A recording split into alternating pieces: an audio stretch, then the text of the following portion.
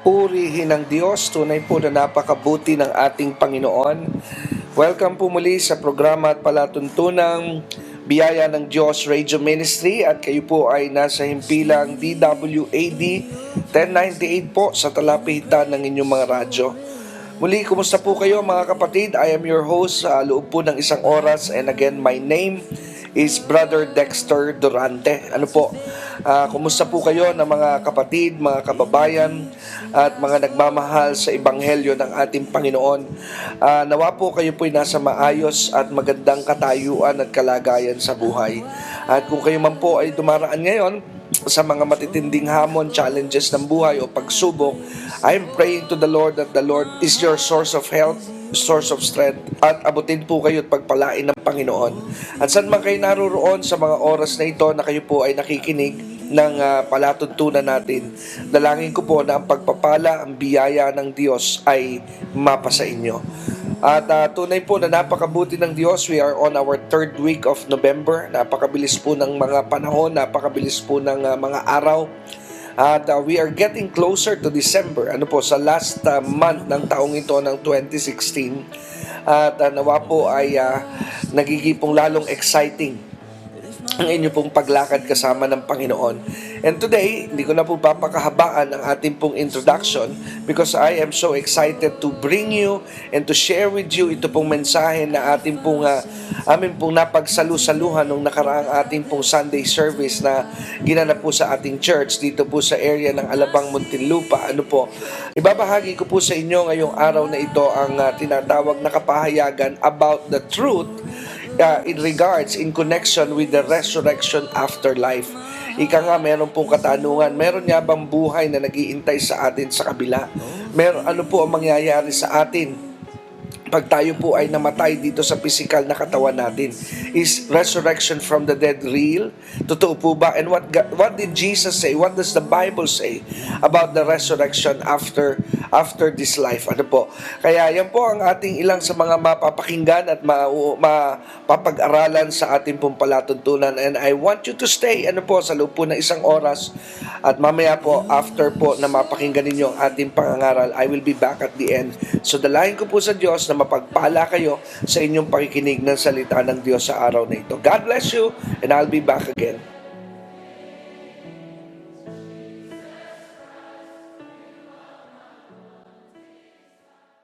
So buksan po natin ang ating Biblia, 1 Corinthians chapter 15. At dito po sa sulat ni Pablo sa unang Korinto, ang kapitulo po ay 15. Ngayon pong umaga ay akin pong tatalakayin sa inyo itong kabuuan na ito ng sulat. Actually, I will be dealing the whole chapter. Amen?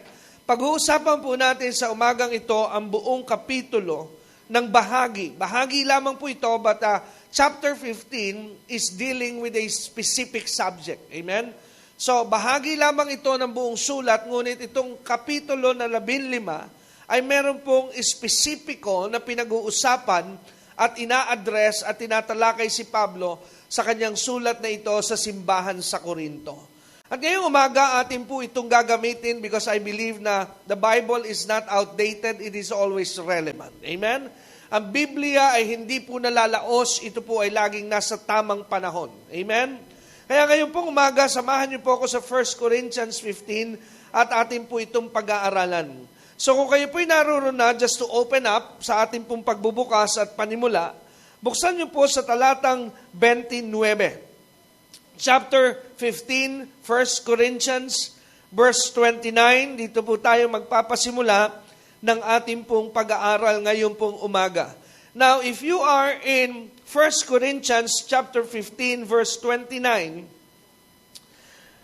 let me direct you first in reading from verse 29 hanggang sa tayo po ay makapagbasa hanggang sa talatang 34, verse 34. But today, I will be reading from the New International Version. Amen? So, NIV po ang gagamitin ko ngayong umaga, but meron po tayo ipa-flash, I believe, on the screen, but it's a King James Version. So, sumundan niyo po ako, ang sabi po sa verse 29, ganito po ang nilalaman ng bahagi ng sulat. Ang sabi po, now, if there is no resurrection, what will those do who are baptized for the dead? If the dead are not raised at all, why are people baptized for them? And as for us, why do we endanger ourselves every hour? I face death every day. Yes, just as surely as I boast about you in Christ Jesus our Lord. If I fought wild beasts in Ephesus with no more than human hopes, what have I gained? If the dead are not raised, let us eat and drink, for tomorrow we die. Do not be misled. Bad company corrupts good character. Come back to your senses as you ought, and stop sinning, for there are some of you that are ignorant of God. I say this to your shame. Let us bow our heads and let us pray. Dakila at makapangyarihang Diyos, aming Ama, salamat po sa pribilehiyo na muli po kaming makakapakinig ng iyong salita. Salamat po dahil alam po namin that it is to our advantage na kami po ngayon ay makakapakinig ng iyong mga salita. Kaya't gamitin mo po ang bawat minuto, segundo at sandali na kami ay nagkakasama-sama ngayon upang pakinabangan namin ang iyong mga salita. Banal na Espiritu, we acknowledge and believe that you are the greatest teacher of the church. Gamitin mo lamang po ako na daluyan mo ngayon, and I speak and pray, Lord, that you use my voice, Lord, to give the people your revelation. Gamitin mo lamang po ang aking tinig, ang aking boses, ang aking buong pagkatao, upang ang iyong salita ay kanilang maunawaan.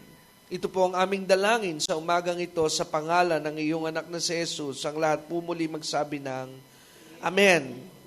So 1 Corinthians chapter 15, the letter of Paul to the church in Corinthians. Dinala ko na po kayo kaagad sa bandang gitna para makita po natin what is going on dito po sa bahaging ito ng sulat para maintindihan po natin.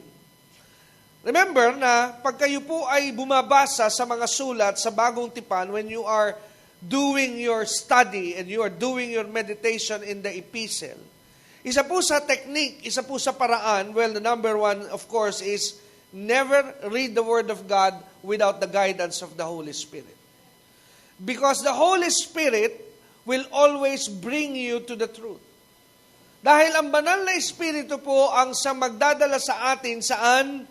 Sa katotohanan. Amen? Kaya nga po, be sure that every time you read the Word of God, you ask the help of the Holy Spirit. Pero siyempre, sa bahagi po natin bilang tao, there is the help of the Holy Spirit, but also there is one way that we call intellectual help. Amen? So, sa madali pong salita ay ginagamit din po sa pagbabasa at pag-aaral ang tinatawag na common sense. Alam po ba natin kung bakit tayo binigyan ng Diyos ng common sense? Kaya po tayo binigyan ng Diyos ng common sense ay upang gamitin, hindi po para buruhin. Marami pong tao ay napapahamak, binigyan ng Diyos ng sentido komon, pero napapahamak dahil ayaw gamitin. May kasabihan, wag mo ilagay sa paa ang common sense. Amen? At meron ding kasabihan na narinig ako minsan ang sabi ng isang mangaral, have you ever wondered? Iyo bang napuna at napansin na ang Diyos ay inilagay ang isip ng tao sa ulo, hindi sa paa? Naniniwala ba kayo na pwedeng ilagay ng Diyos ang utak ng tao sa iyong paa? It could be. Amen? Pero ang sabi niya, why is it that God, instead of putting your brain to your feet, He put it to your head? Because there is a lesson, ang sabi ng isang mangaral, dahil ayaw ng Diyos na mauna ang hakbang bago ang pag-iisip. Meaning to say, before you do things, you must think it first. Mag-isip ka muna bago ka humakbang. Kaya maraming tao ay napapahamak dahil nauna ang paghakbang, nahuli ang pag-iisip. Kaya kung minsan nagagamit na lamang ng tao ang kanyang isip ang pagbigo na, napapag-isip-isip niya na sa palay bigo. Amen? Kaya tayo po'y binigyan ng Diyos ng tinatawag na sentido komon. Kaya sa pagbabasa ng salita ng Diyos sa Korinto, napakahalaga po na gamitin and re-apply din natin what is the problem, what is the subject, what is the issue. Sa sulat po ni Pablo, because the truth will not be far if you know the issue. Ngayon, dito sa 1 Corinthians chapter 15, the whole chapter, meron po kasing ina-address na problema rito si Paul at binasa ko po sa inyo, doon ko po sinimula ng aralin ngayon pong umaga sa bahaging gitna sa talatang 29. What is the problem of Corinthian church? The problem with the church in Corinth is they are doubting and some of them are in doubt and not believing that resurrection from the dead is real. Kaya ang sabi po sa verse 29, pansinin niyo po, let me go back to verse 29. Ang sabi sa 1 Corinthians 15:20 now, ano sabi ni Pablo? Sabi niya, I'm using NIV, pero sabi rito sa NIV, now if there is no resurrection. Amen? So sabi ni Pablo, ngayon kung hindi totoo ang muling pagkabuhay, ano raw po, tinalakay niya, pero hindi ko isa-isahin, pero binanggit po niya dyan ang mga tinatawag na magiging implication if resurrection from the dead is not true. Sabi ni Pablo, lahat ng kanyang ginawa, baliwala pala. Para ano pa yung kanyang mga pagpapagal? In fact, may binanggit pa po siya diyang isa na nag-rayma. Ano po? At nag-ring ng bell sa aking pong puso at isipan. Look at this. Ang sabi po rito sa verse 30, ang sabi po sa talatang 30 ng 1 Corinthians chapter 15, ang sabi, and as for us, why do we endanger ourselves every hour? Look at that. So, because of preaching of the gospel, the life of Paul, every hour is in danger. Amen? So, oras-oras nung panahon na nabubuhay si Pablo, bawat oras, anong sabi niya, ang kanyang buhay ay nasaan? Nasa peligro. Amen? At sa paanong paraan nalalagay sa peligro ang buhay ni Pablo bawat oras? By preaching the Word of God. Amen? Kaya doon mo po makikita, pag nire-reflect ko po ang aking sarili, I can say that I'm living really the life of grace and blessing today as a preacher. I'm speaking in a standpoint of a preacher. Why? Because yung mga karanasan nila Pablo, nung kanila pong panahon, ay way behind ang aking pong karanasan as a preacher. Because as for me, I have never experienced my life in danger because of preaching the gospel. Hindi ko pa po naranasan na ako'y papatayin dahil lamang saan? Sa pangaral ng salita ng Diyos. And I thank Him every day for that. Kaya nga minsan iniisip ko rin, tinatanong ko rin ito sa aking sarili. Kung ang buhay kaya dito sa Pilipinas ay because of preaching ay ako'y magkakaroon ng mga death threat, would I still be a preacher? Tanong ko yan sa akin sarili. Amen? One day, inassign po ako ng ating senior pastor sa one of my earlier ministry. Di ba, some of you knew my background that I never started the church. Lately lamang po ako ng church. Kaya nga po, sabi ko sa inyo, when it comes to pastoring, I can say I'm only 6 years in pastoring. Hello? 6 na taon pa lamang po ako na nagpapastora, nagpapasimula na magbuo ng simbahan na kagaya nito. All of my life, I have never understood how to run a church. Hello? Dahil nung ako po'y nagsimula sa ministry, I was an itinerant. Itinerant means you don't belong to a one church, but you go from different places and you're just preaching the gospel. Amen? Kaya ang aking pong beginning sa simbahan ay hindi po ako nagsimula na may simbahan na ganito, na meron akong music team, meron po akong mga ushering team, meron po akong mga workers who work behind me. Because when I started the ministry alone. I go to different places, open up Bible studies, speak the Word of God, teaching people. Amen? So yun po ang naging pasimula. One time, pagkatapos po ng aking journey from the mountain province in Benguet, nung natapos po yung season ko doon for 2 years, and I begin to join my father here in Manila para po sa ministry, binigay po sa akin ng tatay ko assignment, Tondo. Kaya nga noon, nasabi ko, mahal kaya ako ng tatay ko, ba't kaya ako sa tondo inilagay? Hello? Amen? Kasi doon po sa tondo, napapanood ko lang yun ng panahon ko pelikula ni Fernando, tsaka ni Ramon Revilla. Sabi, sa iyo ang tondo, akin ang Cavite. Kaya meron na akong idea na what life is sa tondo. At hindi po ako nagkamali dahil dinala nga po ako doon sa tondo na magulo. Amen? Pero doon sa lugar na yon, hindi naman po ako ginugulpi sa pangaral ng salita ng Diyos, pero talagang kailangan po ako sunduin dahil pwede akong gulpihin kung walang tagaron. Hello? Kaya nga, isang araw na, pag-usapan na naman namin sa Green Hills, those were the days, sabi ko, alam mo, sa tondo, pag ako'y pupunta ron, kailangan kompleto ako sa entourage. Meron tagapagbantay na sasakyan, may kasabay na lalakad, may magpapasok sa isa taas, pabalik, ganun ulit. Sabi ko, para kang politiko doon. Kasi pag dumating ka doon na wala kang tagapagbantay na sasakyan, umasa ka. Pagbalik mo, it's either wala ka ng gulong, wala ka ng side mirror. One day, binalikan ko yung sasakyan ko, naiwan ata ng bantay. There is an experience. Pagbalik ko po doon, ang daming bata. Nakaupo sa hood, nakaupo sa bubong ng sasakyan, wala po akong magawa. Pwede ka ba magmura doon? Baka hindi ka na makabalik. Hello? Amen? So, hindi ko pa naman naranasan na I am being given a death threat because of the gospel.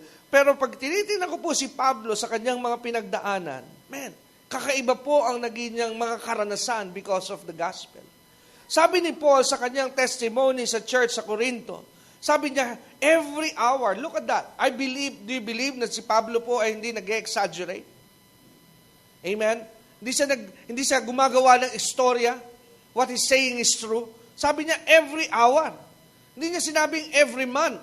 Ibig sabihin, ang kanyang death threat every hour dumarating. Amen? Sabi ko, paano ka mabubuhay kung oras-oras laging delikado ang buhay mo? At ang sagot po dyan ay iisa lamang. Kailangan kang magpakalakas sa Diyos. Amen?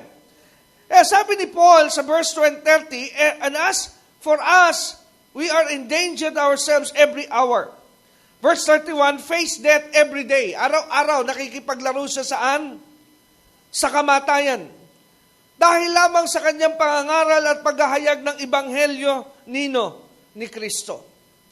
And another thing na nag-strike sa akin is in verse 32 because he said, I fought wild beasts, plural. Look at the words, wild beast.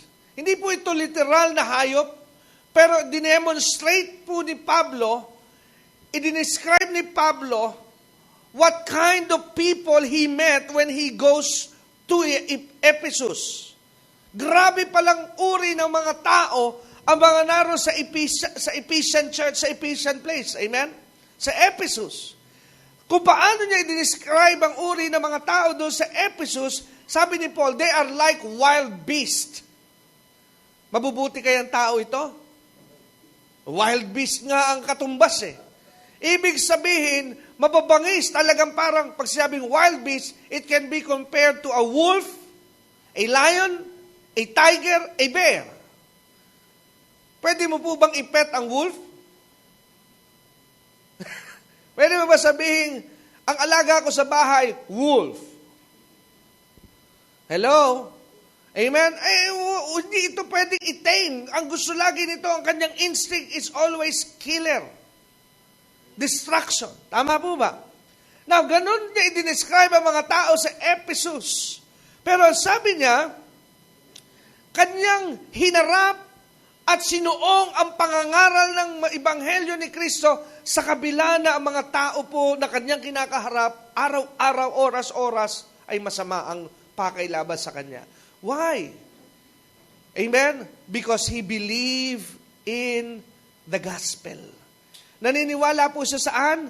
Sa Ebanghelyo. Kaya nga sabi ni Paul, now the problem with the Corinthian church is nagkakaroon sila ng doubt kung totoo po ba ang resurrection from the dead.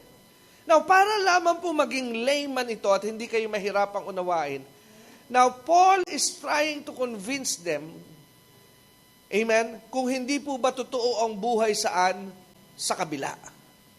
Kaya sabi ni Pablo, kung hindi totoo ang buhay sa kabila, para saan pa na kinaharap ko ang mga threat, kinaharap ko ang mga danger, hindi naman pala ito totoo.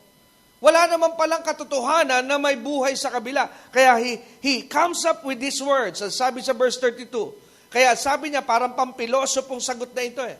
Sabi niya doon sa bandang huli ng verse 32, same thing na nilagay sa King James. Sabi, let us eat and drink for tomorrow we die. So parang ganito, kung hindi totoo ang buhay sa kabila, bakit pa tayo nagsisimba? Bakit pa tayo nagpipilit na magpakatino? Bakit pa tayo nagpapakaalam sa Diyos? Everything we do here is waste. We are just wasting time and energy and money here. Kung hindi totoo ang buhay sa kabila, di po ba mas maganda na sabi niya, let us eat and drink, ibig sabihin po noon, same thing, it's true today, magpakasaya na lang tayo kasi bukas naman, mamamatay na rin lang tayo. Amen? Now, am I right na kaya po kayo naririto ngayong umagang ito? You can be at the mall today. You can be at parties today. You can be doing crazy stuff today, but you choose to be in church. Am I wrong or am I correct? Kung tatanungin ko po kayo, kaya kayo nagpapatuloy sa Panginoon because you believe na may buhay sa kabila. Tama po ba? Am I in the right crowd today? Ako ba'y nasa tamang lugar ngayon na ang kaharap kong tao ay kaya sumasamba sa Diyos at naglilingkod sa Diyos, kaya sila ay nagbibigay ng panahon sa Diyos because we believe na may buhay sa kabila. Amen? 3 of you believe, 3 naniniwala, the rest do not believe. 3 ay kumbinsidong may buhay sa kabila, pero ang karamihan sa inyo ay mukhang hindi pa naniniwala ang may buhay sa kabila. Amen? Bakit po napakahalaga nitong konseptong ito? Because if you notice carefully sa buhay ni Pablo, ito ang nagbigay sa kanya ng fuel, ng energy to go on and serve God. Kaya doon ko na-realize sa maraming tao ay nagiging malamig sa kanilang paglilingkod sa Diyos because they do not 100% agree that there is life after this. Dahil kung naniniwala kang life is not just here at may buhay sa kabila, then you will be investing here today in preparation there tomorrow. Pero it looks like that there are many in the church sa ating pong panahon ay mas malaki ang ginagawang investment sa kanilang future here on earth, but they are less investing in their future there in the afterlife. Hello? Amen? Kaya nga sabi ni Pablo, tingnan niyo po, kaya sabi niya sa verse 33, look at what he said, do not be misled. May payo siya, no? Huwag kayong malinlang, huwag kayong magabayan ng maling gabay. Do not be deceived in King James. Pero ang sabi ng NIV, do not be misled. Evil communications, corrupt good manners. Well, the word communications there is yung tinatawag po na company. Evil association, if you keep associating on people that are doing evil, one day or the other, one day you will be like them. Amen? Kaya pag hindi, lagi mo mas masaya kang kasama ang mga taong walang Diyos kaysa sa mga taong may takot. Tanungin niyo po ang inyong sarili. Saan ka mas masaya? Hanging with fellow believers or hanging with unbelievers? Now, be honest. I don't want you to answer the question with a loud voice. Answer it with your heart. Saan ka nag-i-enjoy? Mag-spend ng time na kasama. Meron po kasi mga tao parang salitang Quezon. Pag nasa simbahan, parang sinisilihan ng puwet pa uwi. Ayan. Kasi may lakad pa kami ng mga barkada. Para bang yung isang oras na pananatili nila sa church, for some of them, it's eternity. Parang mas masaya silang nasa barkada kaysa nasa simbahan. Tahimik dito sa Baptist Church na ito ngayon. Marami ata akong kausap ngayong umagang ito. Hello? Amen? Saan ka masaya? Hanging out with people, with your brothers and sisters in the Lord, or hanging with people that doesn't know the Lord? Amen? Pag ikaw po'y masaya na laging kasama mo yung mga kapatid kay Kristo, you enjoy talking with them, having fun with them, fellowshipping with them, then it means, it's one of the proof that your heart is really for God. Hello? Pero pag ang iyong puso mas masaya kang kasama ang mga anak ng demonyo, then something is wrong with you. Hello? Parang sabi nyo, hindi pastor, parang mas enjoy kasama kasi yung mga tarantado kaysa sa mga mababait. Parang walang thrill dito sa mga ito. Pagkasama mo ito sila dyan, gigitarahan ka lang niya. Ayoko ng mga ganyan. Hello? Gusto ko yung mayroong mga gimmick. Hello? Well, you can hang out with them, pero ano po sabi ni Pablo, there's a lesson to be learned. Ang sabi niya, if you continue hanging with unbelievers, then later on, you will adopt their character. Hello? If you are spending more time with people that doesn't know God, later on, magiging ka na rin katulad nila. Hello? Amen? When I was in drugs, nung ako po'y nasa bisyo, one of the things I first sacrificed and learned, stay away from my friends. I love my friends so much. I love my brothers in the fraternity. Alam niyo po, when I was growing up, mabarkada po akong tao. 3 po kami magkakapatid na lalaki, and I am so different from 2 of my brothers. I am so involved sa community ng aking kinalakihan. I am so attached to the school where I studied. Sa eskwelahan na aking pinag-aaralan, I don't want to be a minority. I have this attitude na nung ako po'y lumalaki, na wala pa sa Diyos, I want to be known. I want to be known not in good things. I want to be known in crazy things. Gusto ko ako'y makilala, hindi sa mga hindi ko gustong makilala nila ako na ako'y first honor sa school. I don't like that. Gusto ko makita sa aking eskwelahan that I am something. I am crazy. I'm the leader of the gang. Hello? Yun ang mindset ko nung araw eh. Gusto ko malaman doon sa eskwela na pinag-aaralan ko that when they hear my name, they are afraid of me. Because I'm the leader of a fraternity here in my school. Hello? Gusto ko yung panahon na pag ako'y dumarating, baka upakan tayo niyan, tabi-tabi muna tayo. That's what I love. Amen? Yun po yung aking panahon. Kaya I love my friends, I love my peers. Gusto ko po kasama yung mga dati kong kasama. Dahil I love my band. Dahil may banda po ako na underground. Gusto ko silang kasama. I love to hang out with them. Kaya nga sa bahay, batuhin lamang yung bubong ko. Kahit ako po'y natutulog, nagigising ako. Kasi usapan na namin yun. Pre, pag kailangan mo ako, batuhin mo lang yung bubong namin. Kaya alam ko pag may bumato na, tinatawag na ako ng barkada, wala na may bababato. Dahil pagka may bumatong iba doon, away eh. Hello? Kaya lalabas na po ako sa JPA noon. Lalabas na punta na ako sa mga barkada ko. I love them.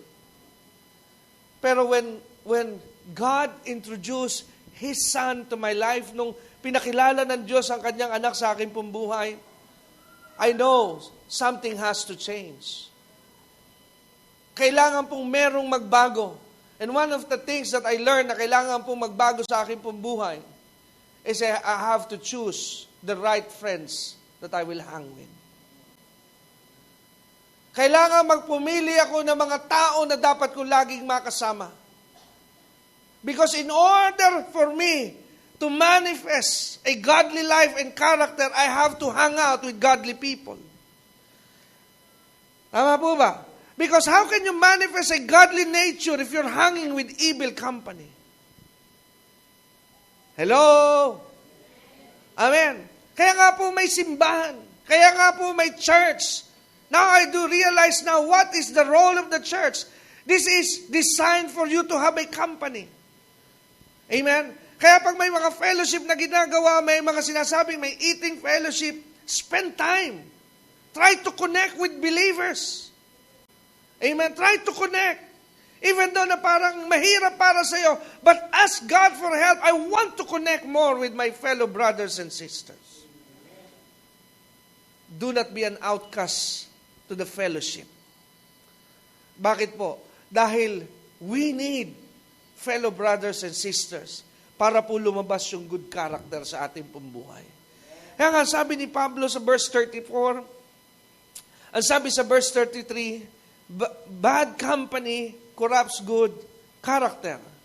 Kaya ako po ay nakakilala sa Diyos, one thing I have to do, titiisin ko na muna itong mga kaibigan ko. I have to stay away from them. It's hard, but I need to do this because this is right. Hello? Kaya nagkaroon po ako ng distansya sa kanila. At naging ko po mga kaibigan noon na yung mga kasama ko sa Bible school. For me, I was just on my 20s back then. Nasa age pa lamang po ako ng bracket ng 20s noon. Katutuwa dahil ang mga kasama ko po ay mga pastor na ang edad ay 40, 50 pataas. Hello? For me, it's a new territory. Biri mo, mga kasama ko noon, mga loko-loko, ngayon ang kasama ko, puro mga may Biblia. It's very hard for me to adapt. But I need to do this para po maiayos ang aking pambuhay. Kaya sabi ni Paul sa verse 33, sabi niya, bad company, sabi niya po natin, bad company corrupts good character. Meaning to say, no matter how good is your character is, but if you still hang out with bad company, that good character will end up to be bad later on. Gaano man kaganda ang ugali mo sa ngayon, pero kung ang lagi mong kasama ay mga walang Diyos, later on, yung magandang ugali mawawala na rin. Tingnan mo nga ang iyong katabi, ikaw ba kausap ngayon? Hello? Amen? Maaaring may natitira ka pang magandang ugali ngayon, pero kung ang lagi mong kasama ay mga walang Diyos, yung magandang ugaling kakatiting na lamang, mawawala pa. That's not my word, that's the word of God. Ano po sabi? Bad company corrupts good character.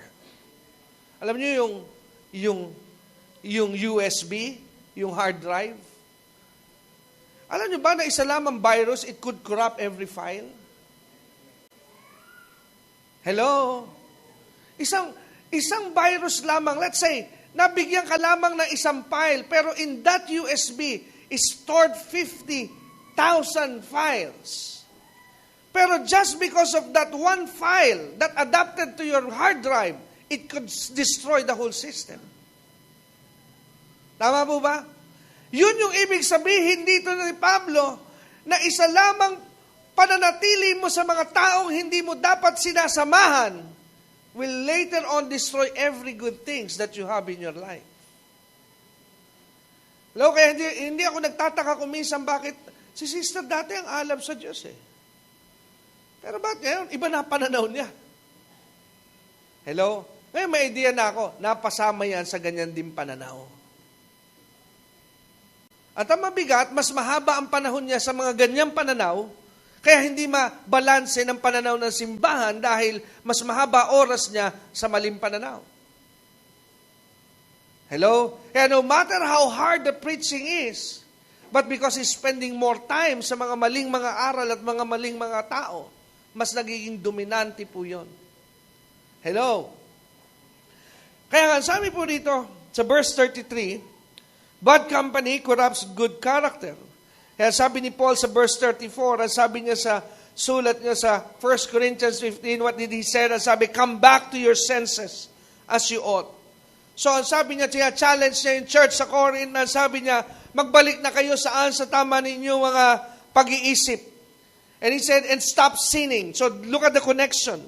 If you continue with bad company, you will end up continue living in sin. Hello? Amen. Kaya sabi po niya, awake to righteousness and stop sinning. Ang sabi niya, and sin not. So pinahihinto na po niya itong mga mananampalataya sa Korinto na sa gawin nila na pagkakasala. So if sinning is okay, why is now Paul saying stop sinning? Hello?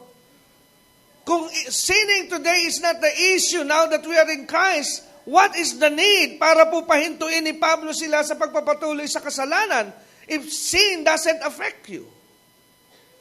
Hello? Nakukuha po ba natin? Kaya, ang issue po ng lahat na ito, going back, para di po tayo malayo, the issue here is the resurrection from the dead. Is there really life after death? Meron po bang buhay talaga saan? Sa kabila. Kaya sabi ni Paul, kung ang katotohanan dito sa bagay na ito ay hindi totoo, sayang lang pala lahat ng aming pagpapagal. Dito sa chapter 15, because I don't have the luxury of time para po pag-usapan ito, but I will try my very best para po mai-concise ito para hindi nyo na part 2hin. So dalawa po kasi ang gusto rito ipakita sa sulat sa verse 15. The problem is there life after death? Is there resurrection from the dead? Sa unang bahagi ng chapter 15, hinati ko po ito sa ilang mga part. Sa unang bahagi, pinakikita ni Paul that in order for a person to have a security that he will possess the resurrection in the afterlife, the only way is through the gospel. So yun po yung unang bahagi. Amen? Yung unang bahagi ng sulat ni Pablo, para po makasiguro ang isang tao na siya'y makakasama at makikinabang at makikibahagi siya sa buhay sa kabila, ang una pong pagtiyak at daan ay walang iba kundi ang Ebanghelyo. Kaya nga, if you go to chapter 15, verse 1, let's go back there. Ang sabi sa 1 Corinthians chapter 15, verse 1, he started this letter by this, and sabi niya, now, brothers and sisters, I want to remind you of the gospel. So, sa bahagi ng 15, talatang una, ang sabi niya, gusto kong paalalahanan kayo tungkol saan sa Ebanghelyo na aking ipinangaral sa inyo. At ang sabi niya, which you receive and on which you have taken your stand. So, right here sa verse 1, para pakinabangan din po natin ng gusto. Sabi po rito, Paul preached the gospel. The gospel means good news. Pero para pakinabangan po ng isang tao ang pangangaral ng Ebanghelyo, there are two things that a person needs to do in order to benefit from the preaching of the gospel. Number 1 is receive. Number 2, stand. Hindi mo pakikinabangan ng Ebanghelyo if you are not receiving the gospel. Amen? Maaaring iba sa inyo, some of you are still new to the Christian world. Minsan di ba, may nangyayari, nangangaral ka. Baka, para lang i-accommodate ko yung inyong curiosity do sa iba na hindi pa nakakaunawa. Because, I believe there's a cultural change. Yung tayo po na born again from our way of religious congregation noong araw na wala pa po tayo sa Panginoong Jesucristo. Kasi dito ngayon sa atin po, may mga ganito nangyayari. Halimbawa, when somebody is preaching, may nangangaral at nagsabi siya ng isang salita ng Panginoon, pinahayag niya, tapos may nasalita na Amen. Yan, nakakarinig kayo, Amen. Lalo na kung naririto si Brother Chris. Naku, talaga naman sa bawat recording natin, ang lakas ng Amen nun. Amen. Kung nakikinig kayo ng radyo, yung naririnig nyo, Amen! Si Brother Chris talaga pagka pinomonitor ko yung program ko. Minsan nga gusto ko na lagyan ng tapat ng mic para lalong buhay na buhay. But I have nothing against that. Kaya po nag-amen ng isang tao in preaching, that means you're receiving what he's saying. Now you say Amen.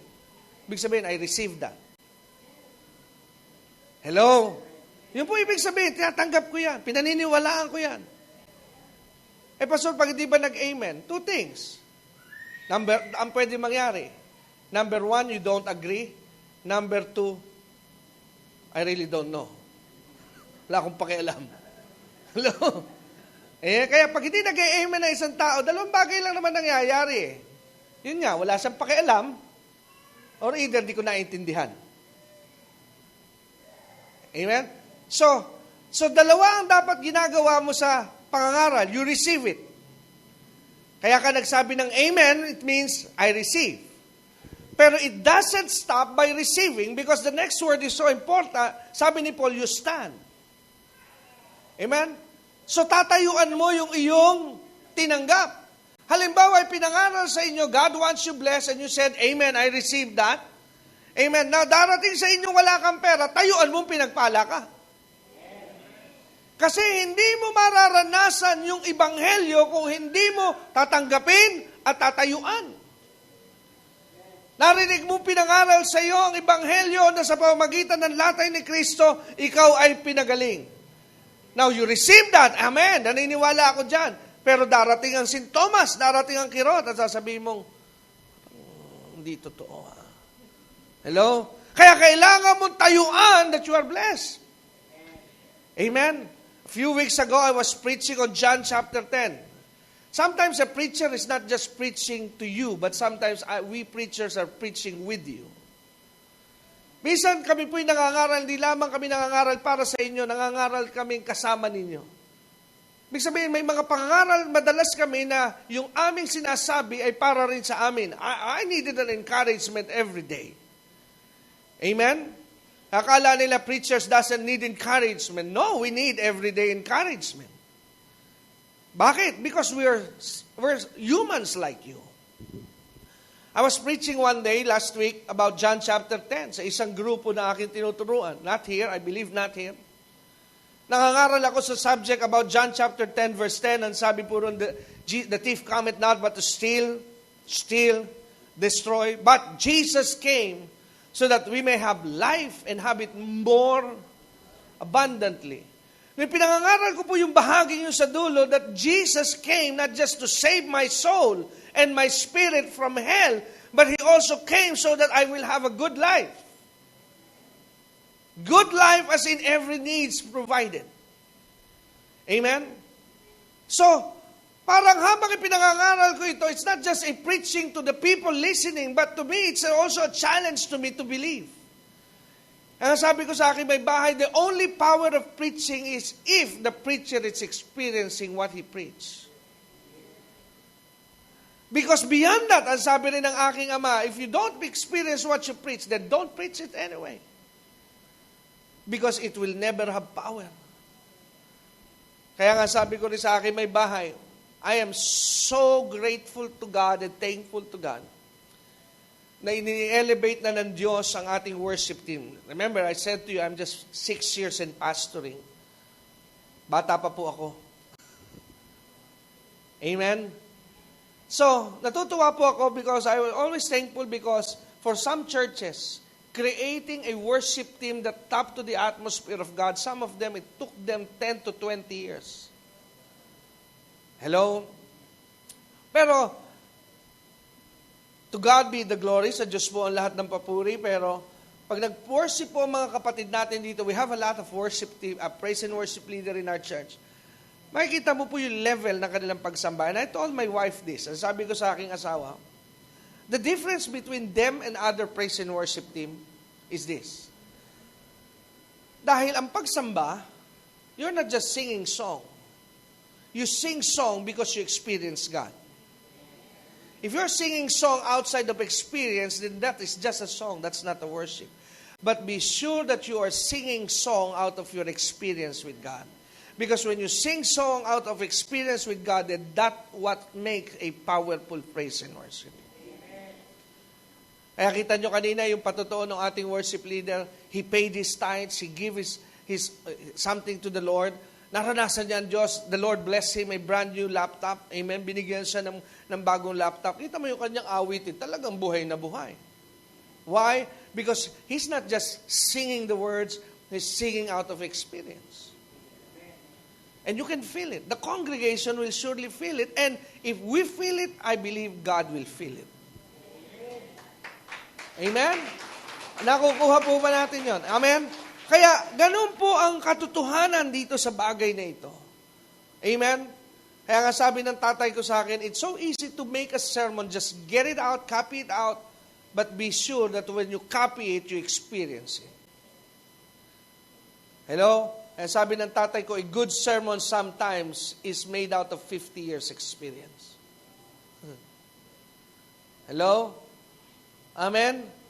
Dahil naranasan mo ang Diyos. So I'm preaching something. One day, just this week, God wants me not just to experience the blessing of spiritual blessing, but the material blessing. Amen?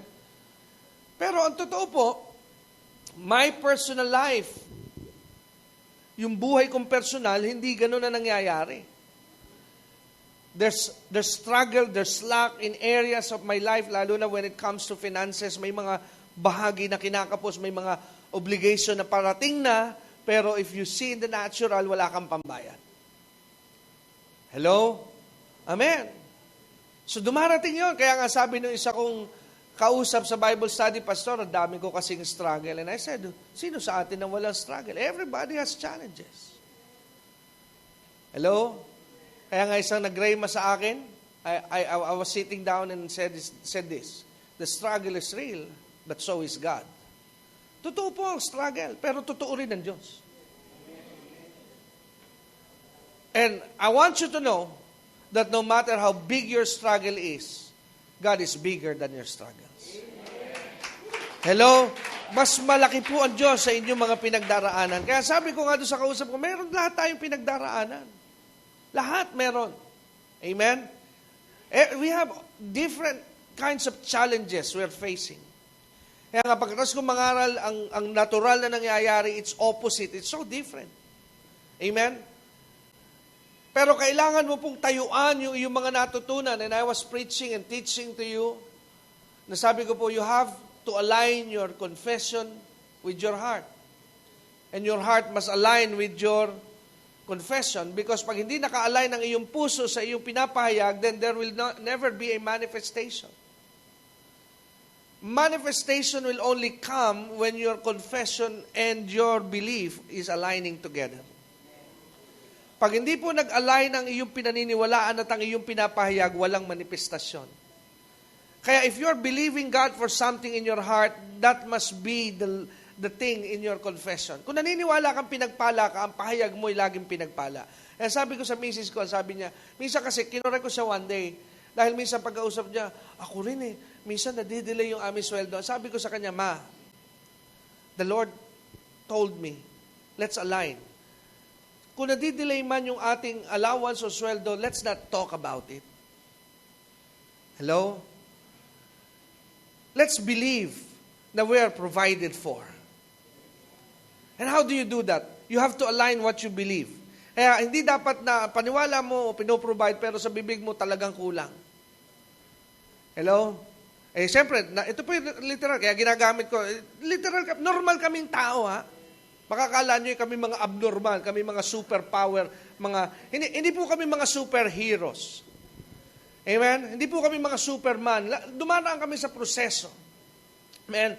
So sabi ng misis ko, alam mo pa, ito, lalabasan na naman ako ng lalabasan na naman ako ng kwenta Sabi niya, alam mo ba, ito mga bayarin ito lang ang I go, tigilan, I quickly cut her off and I said, let's stop it. Why? Let's just say God will provide for everything. Kasi alam ko doon kami pupunta sa ganito kulang naman talaga So now, my confession is not aligned with my belief.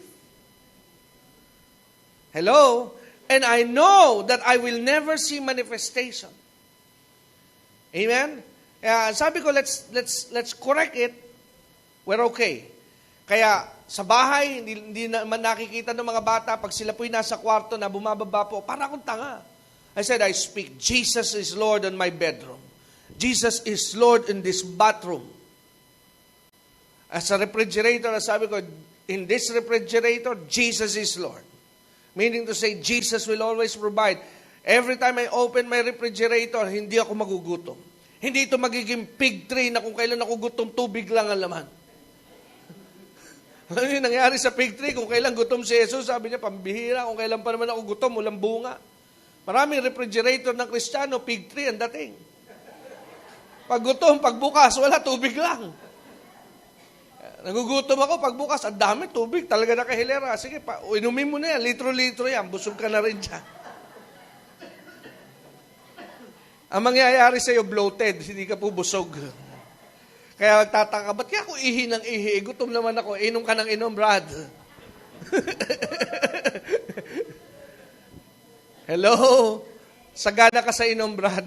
Pero kulang ka sa kain, kaya puro ihi lang. Sabi ng iba, ako talagang bihira ako ma-CR. Baka hindi ka na nakakakain, Brad. Kaya hindi ka na nasi-CR Hello? Amen. Kaya dinideclare ko, sabi ko, this house will be a house of blessing. Everywhere I go. I'm blessed. But the devil will try always to talk you out. Sasabihin, no, that's not true. No, I'm blessed. I don't want to hear from you. I want to hear from God. Wala kaming pera talaga. Marami pong bayarin. Pero isang araw, biglang may lumapit sa amin, di misis ko, kasama kami. Pero kung wala ka namang ginagawa, bigla sasabihin, the Lord moved me. The Lord moved me to give you a 25,000 today. My God. That's you, God. That's you, God. Tapos sabi, bibigyan ko rin yung mga anak mo. Binigyan. Tigto 2,000 ata yung dalawa. O, hindi lamang akong pinagpala, pati yung dalawang bata. I'm not speaking this para kayo inggitin.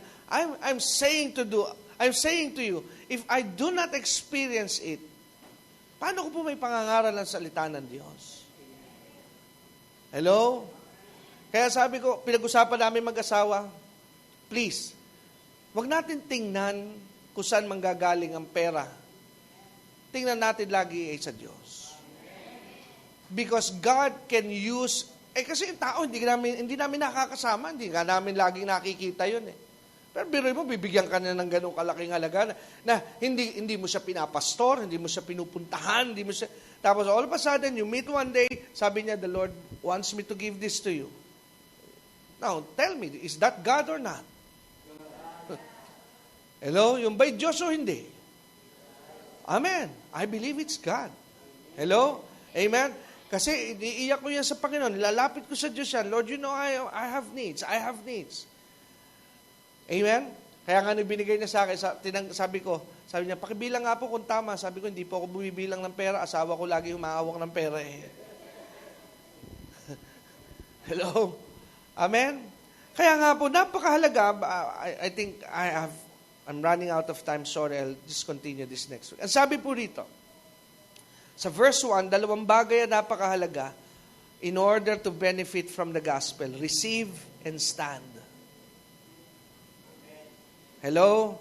Tanggapin mo ang mga salita ng Diyos na iyong napakinggan at paniwalaan mo at tayuan mo. Kaya babalik po ito doon sa ating pinag-aralan last week. It must align with your confession and your belief. Amen? Kaya kung gusto mo makita ang pinagpalang buhay, Pastor, para naman baliw, sasabihin ko, bless ako, wala naman akong pera talaga. Hindi ka na naniniwala. Hello? Amen? Amen? Kaya pag tinanong ka ng katabi mo, mahirap ka ba? Hindi. Hello? Hindi ba, Pastor, parang yun ay pagsisinungaling? No, you are believing. You are seeing what His eyes cannot see. Hello? Hindi ka po nagsisinungaling. Because now you are not walking in the natural. You are walking by faith. And faith goes beyond the natural can see. And noon, di ko ma-reconcile yan Di ba nagsisinungaling ka noon? May nararamdaman ka, pag tinanong ka, sasabihin mo, you are healed. Dapat sabihin mo, hindi, masakit pa rin. Ba't mo sasabihin, no, I'm healed. Sinungaling ka noon, di ba? No. You will only say you are healed because deep inside, because of the Word of God, there is a witness. Amen. Na nagsasabi sa iyong kalooban, the Lord healed you 2,000 years ago when He died on the cross at the Calvary. Amen. Pinagaling ka na ng Diyos, 2,000 taon na nakalilipas. Amen. Kaya kahit may nararamdaman ka, now you are seeing different things beyond natural. Kaya now you are declaring, I am healed. Amen. Kaya diyan ko po muna kay Iwan.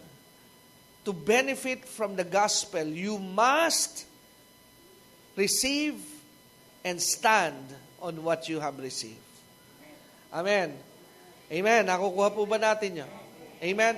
Kaya nga, kailangan mong kunin ng mga pangako ng Diyos. At pag may nakuha kang pangako, be excited.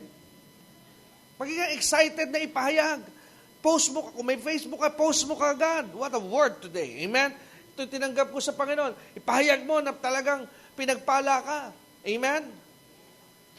Hindi po pwede kasing naniniwala ka na silent. No, sabi nga sa inyo, salvation is the same. Salvation and blessing is the same. Kung paano ka naligtas, ganun din po ang pagpapala mo sa natural. Kailangan po may public confession din. Nakakuha po ba natin yan? Amen. And all the people say, praise the Lord. Tunay po na napakabuti ng Diyos. And gaya po ng aking panalangin sa pasimula, I am believing God na ibinigay po niya sa inyo mga kapahayagan sa mensahe ngayong araw na ito na may kaugnayan sa reality about the resurrection after life. Ano po? At tunay po na napakaganda ng kapahayagan, and it gives us hope every day na ang buhay pong ito ay may pag-asa dahil po kay Jesus. Ano po? So, yan po ang ating pong mensahe ngayong araw sa ikatlong linggo ng buwan ng November, at dalangin ko po sa Diyos na kayo po'y napagpala. At nais ko pong humamon sa inyo ng mga nakikinig sa programa at palatuntunan ito, kung kayo po ay na-bless ng ating preaching ngayong araw na ito, at kayo po ay naabot ng Panginoon. Again, I'm encouraging everyone, for those of you that has been texting us sa mga words of encouragement. Again, I say thank you from the bottom of my heart. Nagiging po itong kalakasan din namin dito sa ministry na ito. Yung inyong mga words of encouragement na nabe-bless kayo sa pakikinig ninyo. At doon sa mga nagpapadala ng mga prayer requests, keep on sending your prayer requests. We're praying for you. At lalong-lalo na po sa mga partners na nagpapadala ng kanilang mga love gift, donation, and support. I believe that this ministry would not be possible kung hindi po dahil sa inyong mga pagtulong at pagtuwang. Kaya ngayon pong araw na ito, I believe na the gospel is always free, pero the means para po ito'y dalhin natin sa radyo, sa telebisyon at sa internet, para po ito'y makita ninyo sa inyong mga tahanan, ay may mga kaakibat din po itong mga bayarin. Kaya kung kayo po ay nisinisidlan ng Panginoon ng hamon ng burden, well, the ministry needs you. Kailangan po kayo na ministeryong ito, because you are the strength also of the ministry. One of the primary strength, of course, is God, but God is using people like you. Gumagamit po ang Diyos sa mga tao na kagaya po ninyo, dahil hindi po natin ito may sasagawa kung hindi po kayo nagre-response sa hamon at sa challenge ng Panginoon. I believe the Lord is blessing you so that you would be a blessing. Kaya kung kayo po ay nagkakaroon ng burden para po maging financial partner na ministry, narito po ang paraan kung paano po kayo makapagpapadala ng inyong support. Ang ating pong bangko na ginagamit is BPI. Ulitin ko po, Bank of the Philippine Islands. Ang branch po is Carmona, Cavite. Ulitin ko po, BPI Carmona, Cavite branch. Account number is 0989-347-837. Ulitin ko po, BPI Carmona, Cavite branch. Ang account number po is 0989-347-837. Ulitin ko po ang account number, 0989-347-837. At just in case na hindi nyo po nakuha ng maliwanag ang mga detalye, ang ating pong cellphone number para po for more details and information, at pwede nyo rin po diyang ipadala ang inyong text message at ang inyong mga words of encouragement sa 0922-820-9866. Ulitin ko po, 0922-820-9866. At mga kapatid, nais ko rin po kayong anyayahan, kung wala pa po kayong simbahan, kung wala pa po, and just in case you are looking for one, I believe that the Biyaya ng Diyos Church is a family, is a good church for you. Hindi naman po sa tinataas ko po ito, but I do believe that we are establishing a relationship as a family, and you would like to come and visit us, sa third floor ng CRM building, nasa National Road po ito, National Highway ng Bayanan, Muntinlupa. Ang landmark po ng building, ito po ay merong Mercury Drug sa baba. At tayo po ay nasa third floor. Nasa kanto po ito ng Bautista Street, nasa main road lamang ng National Road ng Bayanan, Muntinlupa, sa harapan ng Pleasant Village Subdivision. Kaya kung wala pa po kayong church, we're doing our Sunday worship service every Sunday, 10:30 in the morning, and we have a second service in the afternoon sa ganap pong 2:00 ng hapon. Kaya kung kayo po ay nandiyan sa area, I would like to see you there worshiping the Lord with us. Amen? At kung kayo naman po ay naghahangad pa na hindi lamang sa radyo makapakinig ng salita ng Diyos, pwede nyo pong laging bisitahin, Wala pong oras, wala pong kailangang panahon. Every day, 24/7, 24 hours a day. Amen. 7 days a week, 365 days in a year. Bisitahin niyo po ang www.dexterdurante.com. Sa internet po yan. Ulitin ko po, the www, po, all in small letter, @dexterdurante, DEXTERDURANTE.com. Ano po, nandyan po ang mga links para po kayo makapanood at makapakinig ng ating pong mga palatuntunan. At nandyan din po ang mga articles, babasahin, that we believe in this ministry that will help you grow and mature in the Lord. So yan lamang po ang ilan sa aking mga anunsyo regarding the ministry, and I am praying to the Lord that the Lord will bless you and the Lord will keep you and make His face shine upon you. Again, hanggang dito lang po tayo. God bless you at pagpalain po kayong patuloy ng Panginoon, and let us always keep believing and expecting Jesus is coming very soon. God bless you, everyone.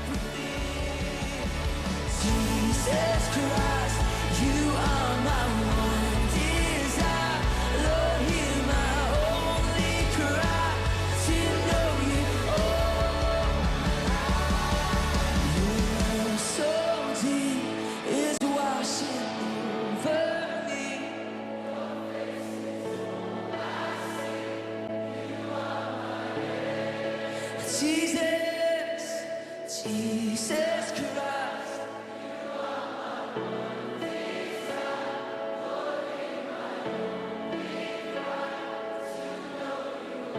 Come on, one more time. Your love so